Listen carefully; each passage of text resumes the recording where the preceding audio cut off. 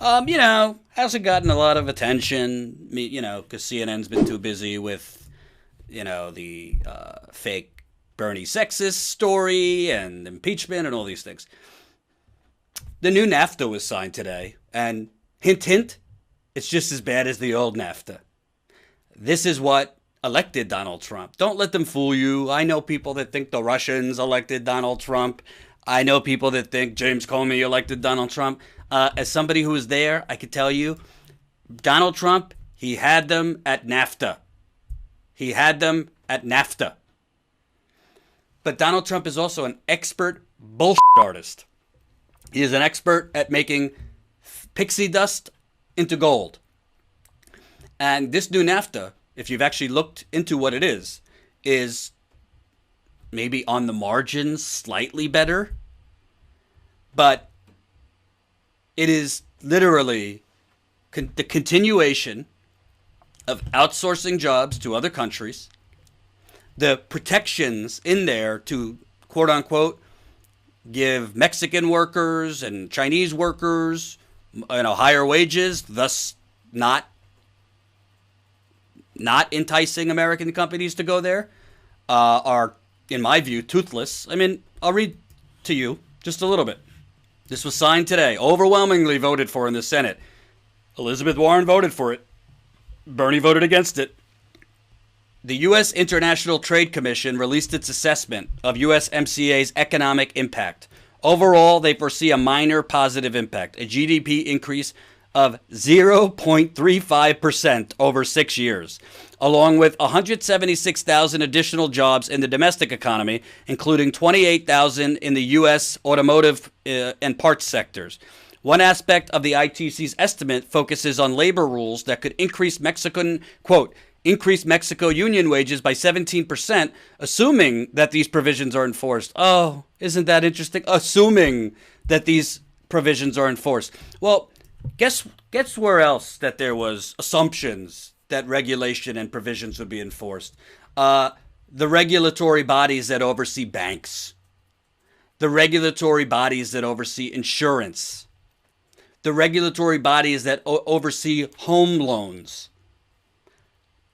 How good a job did they do overseeing the global financial crash and what led to the crash? You could have regulatory bodies and you could have provisions. But if they are toothless, if the regulators aren't allowed to regulate, which is regulation in this country, that Elizabeth Warren, I agree with her on that. We need to totally revamp regulations in this country. I disagree with her. She thinks that's basically the only thing that's needed. It's not. You can't regulate your way out of a broken bribery system. But all of this is under the assumptions of these quote-unquote provisions that will be followed. One aspect of ITC's estimate focuses on labor rules that could increase Mexican union wages by 17%, assuming that these provisions are enforced. That's a major if, but it holds the promise of real, honest enforcement of labor provisions for Mexico's factory workers.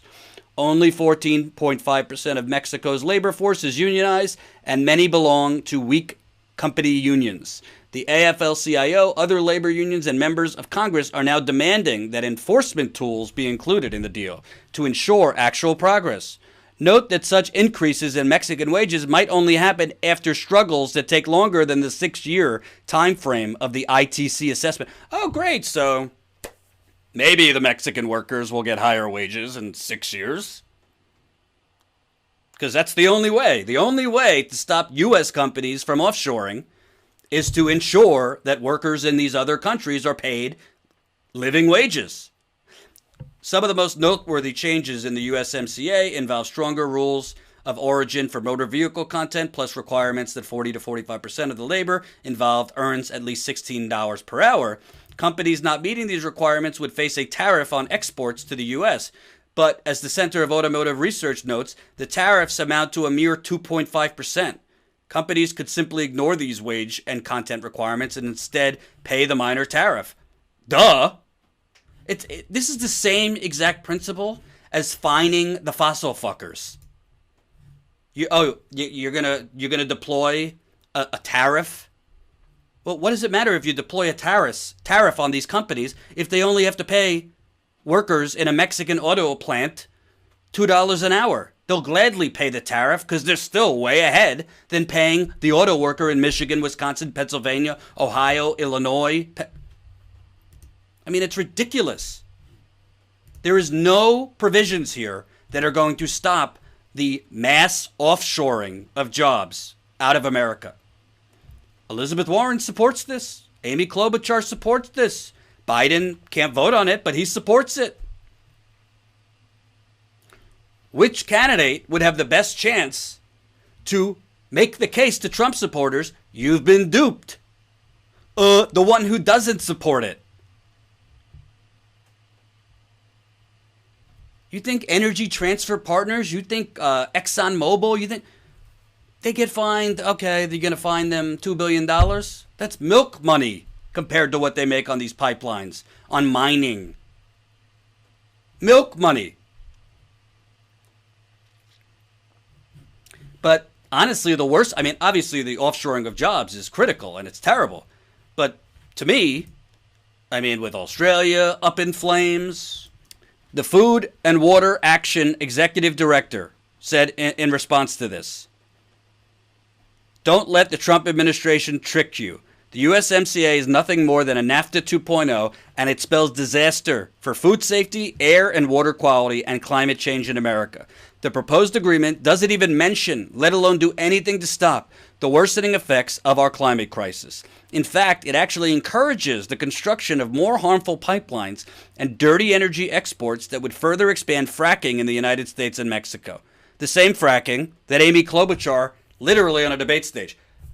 Honestly, she's either a greedy person who doesn't care about the planet burning to the ground, or she's a stupid person. She actually said, well, natural gas is a clean energy alternative. It's a good transition fuel. It produces less methane. You're a United States senator. Google it. Methane is fracking. Fracking and these natural gas pipelines emit more methane than carbon dioxide. It is, and methane is worse than carbon dioxide for climate change. It's not just the actual pipelines, it's the compressor stations that make the pipeline goes. She says, this is a talking point that the Democrats and Republicans used 15 years ago, when a few lonely little cubs in the wilderness, like Josh Fox and Bill McKibben, were saying, this is not natural and this isn't clean. It's not a transition fuel. It's a death sentence, fracking and natural gas.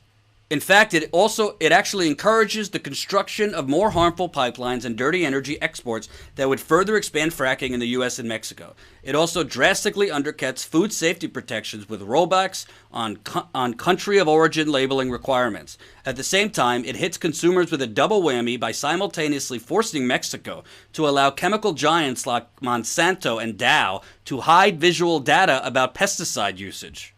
USMCA is not a trade deal. It is an attack on public health and climate. Congress must reject USMCA, or we'll be looking at a future of irreversible environmental disaster and unsafe food, water, and air with no end in sight. Or, as Elizabeth Warren put it, it's a modest improvement. A modest improvement. A trade deal that doesn't mention the words climate change. Hope you enjoyed that last video. Hop on over to statuscoup.com where you can sign up for our email list and become a member for as low as $5 to $10 a month. Membership is how we grow. That's statuscoup.com/join. And remember, join our email list so we can grow the revolution with you. Status Coup.